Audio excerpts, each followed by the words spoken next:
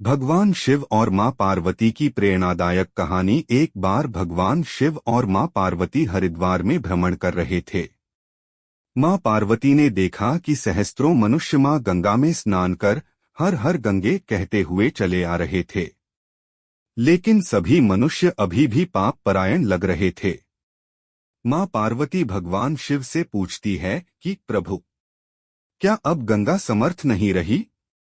प्रभु ने पूछा, पार्वती तुमने ऐसा सवाल क्यों किया? मां पार्वती कहती हैं कि प्रभु, इन सभी मनुष्यों के पापों का अंत क्यों नहीं हुआ? भगवान शिव मुस्कुराते हुए कहते हैं कि पार्वती, गंगा तो अभी भी सर्व समर्थ है, लेकिन इन सभी ने पापनाशिनी गंगा में स्नान नहीं किया ही नहीं।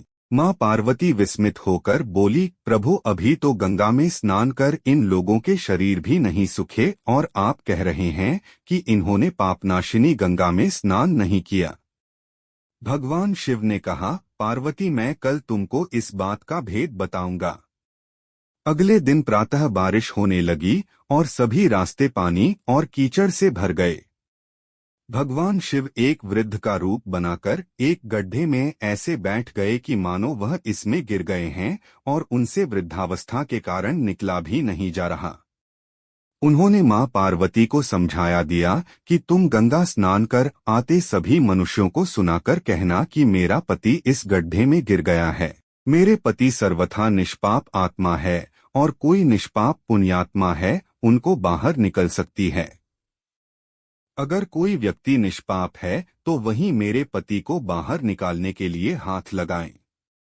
लेकिन अगर कोई निष्पाप नहीं हुआ तो उसका शरीर जलकर भस्म हो जाएगा। मां पार्वती अब गड्ढे के पास बैठ गई और सभी को सुनाकर कहने लगी। हर कोई सुंदर स्त्री को प्रलाप करते हुए देखकर रुक जाता। एक सुंदर स्त्री को वेदना में देख हर कोई उनकी मदद के लिए तैयार हो जाता। लेकिन जैसे ही वह वृद्ध वेशधारी भगवान शिव को बाहर निकालने के लिए हाथ बढ़ाने लगते, माता पार्वती तुरंत उन्हें टोक देती। वह कहती, मेरे पति सर्वथा निष्पाप आत्मा है और कोई निष्पाप पुण्यात्मा है उनको बाहर निकल सकती है। अगर तुम निष्पाप हो तो मेरे पति को बाहर निकालने के लिए हाथ बढ़ाना। मैं तुम्हें पहले ही चेतावनी दे देती हूं कि अगर तुम निष्पाप नहीं हुए तो तुम्हारा शरीर जलकर भस्म हो जाएगा। इतना सुनते ही हाथ आगे बढ़ाने वाले हाथ पीछे कर लेते, क्योंकि उनको लगता था कि हमने जीवन में कभी ना कभी तो पाप किया ही होगा। दूसरे उनके मन में आता है, इस बुढ़े के लिए क्यों अपनी जान जोखिम में डालने। इस तरह सुबह से लेकर संध्या हो गई। हजारों लोग स्नान कर चले गए, लेकिन किसी ने भी वृद्ध को निकालने की हिम्मत नहीं की। शाम के समय एक युवक हाथ में लोटा लिए वहां से गुजरा तो मां पार्वती ने उसको भी अपनी व्यथा सुना दी। जब वह मदद करने के लिए हाथ बढ़ाने लगा तो उससे भी वही बात कही जो अब तक वहां से गुजरे हजारों लोगों को कही थी। अगर तुम सर्वथा निष्पाप हो तो ही मेरे पति को हाथ लगाना, नहीं तो तुम भस्म हो जाओगे।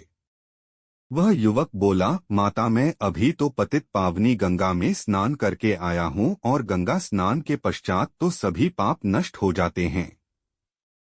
मैं अभी आपके पति को बाहर निकालता हूँ। उसने हाथ बढ़ाकर वृद्ध के रूप में भगवान शिव के बाहर निकाल दिया। भगवान शिव और मां पार्वती ने उसको अपने वास्तविक स्वरूप के दर्शन दिए। भगवान शिव बोले कि देखो पार्वती, हजारों लोगों में से केवल इस युवक ने ही पूरी श्रद्धा से स्नान किया था कि गंगा स्नान से व्यक्ति निष्पाप हो जाता है। कहने का तात्पर्य यह है कि लोग बिना किसी श्रद्धा और विश्वास के गंगा स्नान करते हैं, इसलिए उनको उसका पूर्ण फल नहीं प्राप्त होता। इसका अर्थ यह कदापि नहीं है कि गंगा स्नान का फल नहीं मिलता, लेकिन गंगा स्नान का वास्तविक फल उसी को मिलता है जो पूर्ण श्रद्धा भावना से स्नान करता है।